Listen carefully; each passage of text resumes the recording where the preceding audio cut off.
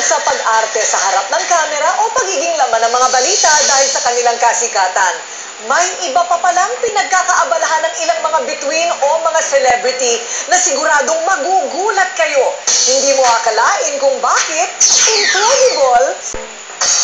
Ganito ang pagkakakilala natin sa mga artista at sikat na personalidad. Kumakanta, sumasayaw, at syempre, umaarte.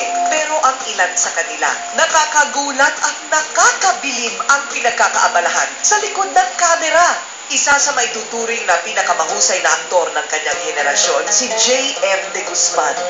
Pero papatawarin pa rin naman natin isa't isa.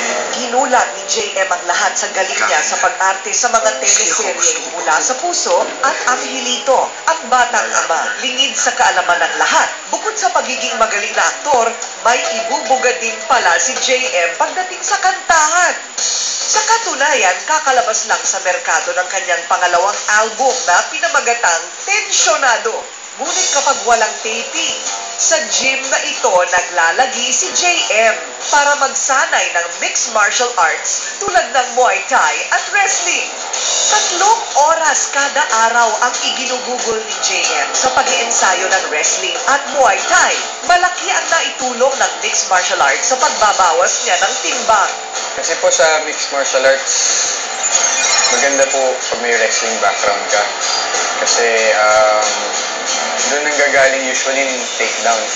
Yung kung paano pagbaba yung kalaban, yung take control sa taas. Buong katawan mo na yung exercise, and yung flexibility mo, maganda sa self-defense po.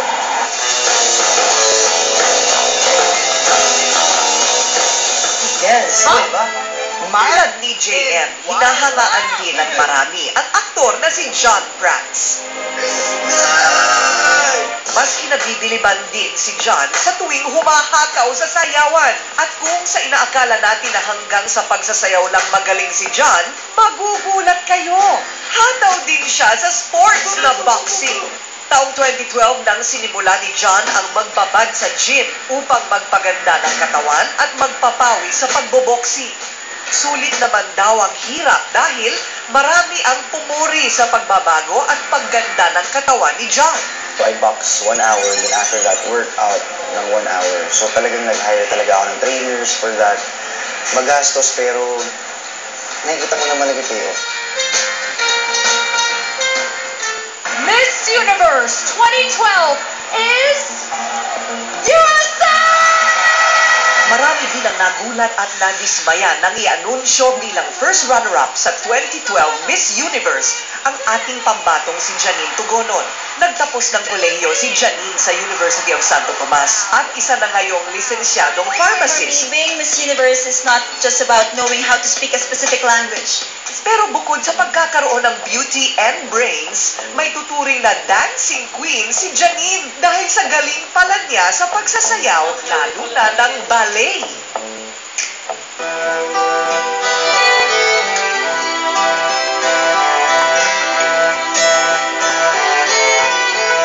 Gusto ko yung galaw ng isang ballerina. Very graceful, very elegant. I've tried hip-hop, I've tried ballroom, pero mas masaya ako pag ballet yung ginagawa ko. Talagang iba yung pakiramdam. Kahit hindi ako professional, sabi ko, sarap gawin. Kwento ni Janine, bata pa lang siya, hilig na niya ang pagsasayaw ng ballet. Kaya habang nasa kolehiyo, pumasok siya sa Ballet School of Manila. I think ballet yung ginawa ko sa buhay ko na ako lang yung may desisyon. Kasi pharmacy was my family's decision. Joining the beauty pageant also, iba sa ibang tao nang galing. Kasi naman, before Ate Joey came, he was your best friend na, diba? Tulad ni Janine, unti-unti nang sumisikat ngayon si Janela Salvador o mas kilala bilang si Nikki sa teleseryeng Be Careful with My Heart. Siya ang gumaganap bilang isa sa 3 mga anak ni Sir Chief. Hikay at sosyal ang papel na kanyang ginagampanan. Privacy?